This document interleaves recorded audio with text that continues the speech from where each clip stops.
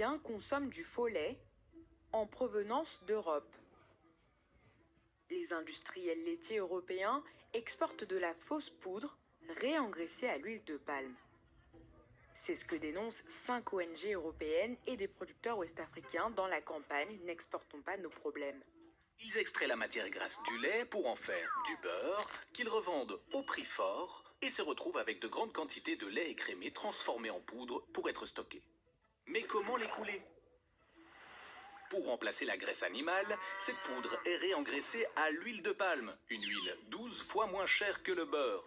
Ce faux lait est ensuite exporté en Afrique de l'Ouest où il est vendu jusqu'à 30% moins cher que le local.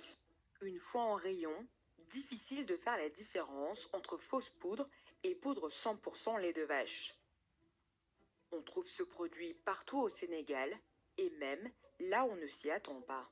On parle beaucoup de poudre, mais pas seulement dans les poudres, dans les yaourts, dans le lait liquide, dans le fromage, dans les laits condensés. Ces produits-là, on va le retrouver dans tout, ce qui fait qu'aujourd'hui, on va retrouver une majorité de produits laitiers vendus en Afrique de l'Ouest qui sont à base de cette poudre de lait.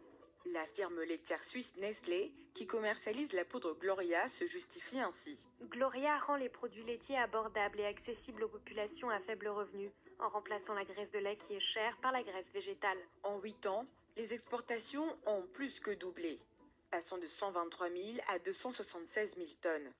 En juin, lors du symposium du lait à Dakar, les producteurs ouest-africains ont exprimé leur colère face à ces pratiques. Aujourd'hui, si l'Europe aide l'Afrique, c'est pour sortir de l'insécurité alimentaire.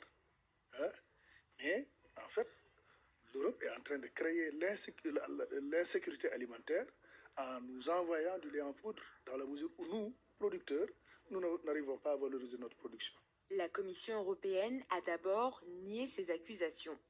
En juin, lorsque la campagne est sortie, Phil Hogan, commissaire à l'agriculture de l'époque, l'a fustigé. Ce sont des fake news, c'est de la désinformation qui plaide en faveur d'une politique de famine. Finalement, début octobre, lors du congrès du lait équitable européen et africain, 2 mesures ont été annoncées. À partir du 1er janvier 2020, la Commission européenne va créer une ligne tarifaire spécifique pour le mélange poudre de matière grasse végétale. Nous aurons donc des chiffres officiels sur la commercialisation de ces produits. La Commission européenne veut faciliter le dialogue entre les ONG et les producteurs laitiers d'une part, et les industriels européens d'autre part. En attendant ces promesses, des producteurs africains se mobilisent pour sauver leur production en s'inspirant de leurs confrères belges. Ils veulent créer un label pour valoriser le lait local et le rendre visible sur le marché.